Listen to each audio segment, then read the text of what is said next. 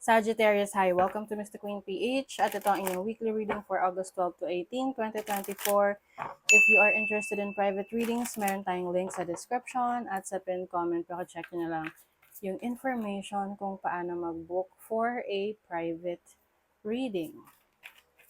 So let's see, Sag, what's coming to you. August 12 to 18, 2024, your overall energy. The Hanged Man.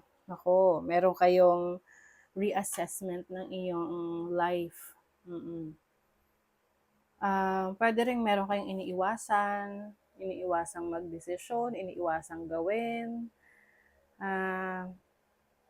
Siguro nag-iisip pa kayo ng maigi.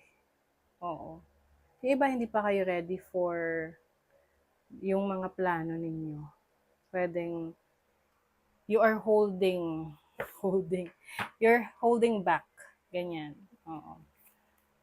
So, let's see your challenge. The King of Wands.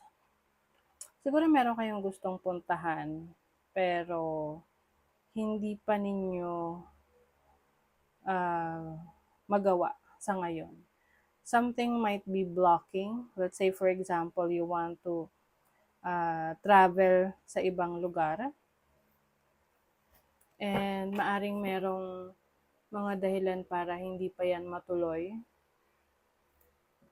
Maaring may mga case-to-case basis. No? Yung iba sa budget, yung iba sa kanilang physical condition. Pwedeng nagkasakit, yung iba may ibang pinagkagastusan, kaya hindi matutuloy muna. Yung mga travel goals ninyo. But it doesn't mean na hindi na yun matutuloy. 'Di ba? Kahit anong traffic, uusad at uusad pa rin yan. Kahit abutin nga lang ng ilang oras, 'di ba? Uusad pa rin yan. So, kailangan nyo talaga ngayon ng matinding pasensya. What is your opportunity? Oh, Wheel of Fortune. O, 'di ba? Like what I mentioned kanina, kahit anong stuck yan, kahit feeling stuck ka, eventually, things will move for you. Okay? Kumbaga, naghihintay lang ng timing, tamang panahon. And you have the opportunity to move past any hurdles. Kung ano man yung mga parang blockage sa'yo, pumipigil sa'yo, obstacles, malalagpasan mo yan. May magbabago. Okay? Some of you, pwedeng ang isa sa nagiging challenge nyo ngayon may kinalaman sa bahay or sa family ninyo. Yung iba, meron dito na gustong, yung mga nasa abroad ha, maaring may plano kayo na uuwi, tapos biglang meron palang kailangang i-extend, like yung contract nyo, may extend. But it doesn't mean na hindi na kayo uuwi, di ba? What is your blessing?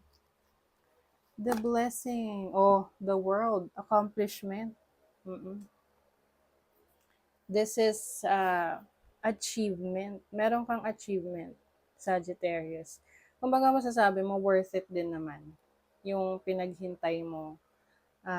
Hindi man naibigay sa'yo agad-agad yung gusto mo. Pero ibibigay pa rin naman sa'yo sa tamang panahon na kung saan mas may enjoy mo talaga siya. 'Di ba? Example lang, gusto mo ng ice cream, pero tag-ulan. Hiniling mo siya ng tag-ulan. Siyempre, yung iba hindi ayaw kumain ng ice cream ng umuulan. Kasi nga malamig. Pero binigay sa'yo yung ice cream nung summer na. So, mas na-enjoy mo yung ice cream, di ba? Ganon.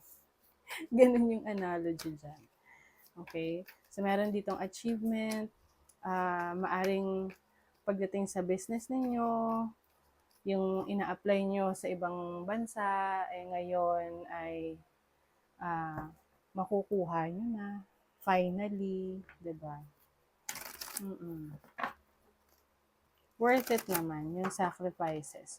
So, sa money, career, finances, you have the Page of Cups, ang inyong mga pangarap. Nako, meron ditong dream stealers.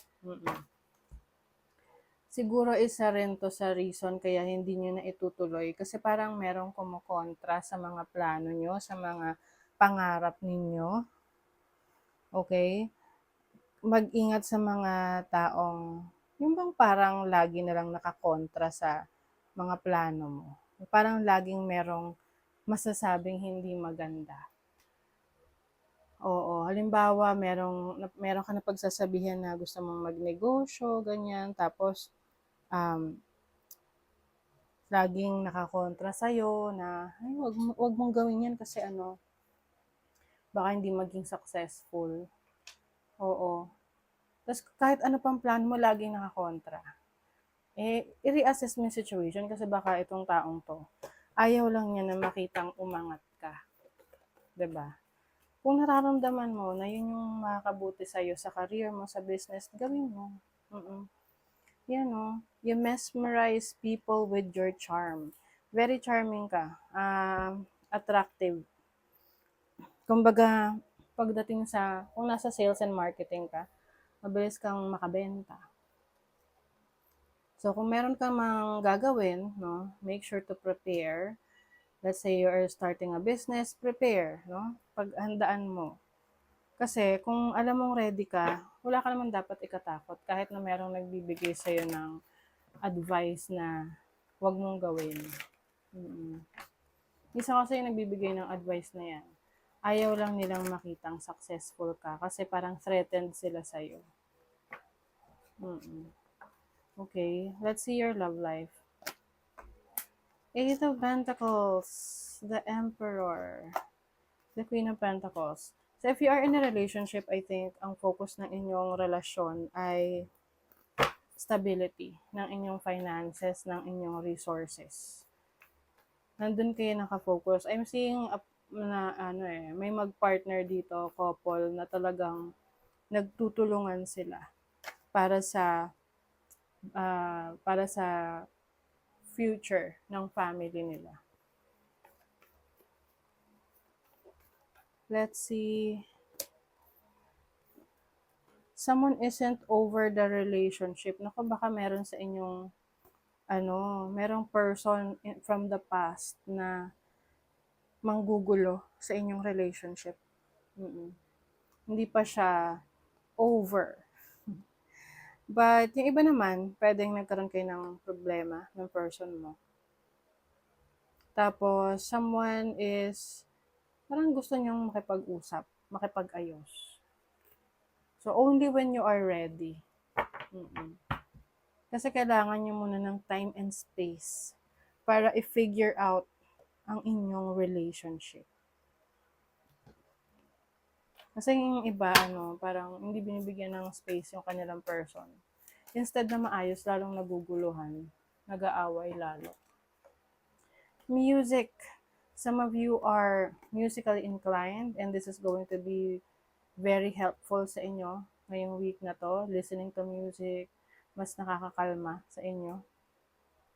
There's new beginnings for some of you, Sag, and grounding. Ano tong new beginnings? New beginnings in what area of life? Sixth house, sa trabaho. Bagong trabaho, pwedeng may bago kang katrabaho. Or sa health to sa kalusugan. So, maaring mas mag-focus ka rin sa iyong health. Lalo na kung nagkaroon ka ng challenges sa iyong kalusugan in the past. Grounding is about taking time off, no? Yung pagpapahinga kapag kailangan. You are on the right path regarding some aspect of your life. Ayan, mararamdaman mo na nasa tamang direksyon ka. You will feel it kasi things are easier.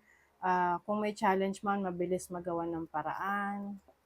Oy, new home, new attitude. O yung iba may bagong bahay, bagong lugar, natitirahan. Danger especially in money matters. Ito yung sinasabi ko sa inyo. Na pagdating sa career, sa finances, no? Mag-ingat sa mga taong nag-a-advise sa inyo, lalo na unsolicited advice, na lagi na lang negative yung ina-advise sa'yo. And of course, pay attention to your money, no? Yung alagaan, yung pera. Huwag mo nang papasok sa mga investment na hindi ka sigurado. Okay? So that is your reading, Sagittarius. Thank you so much. Bye.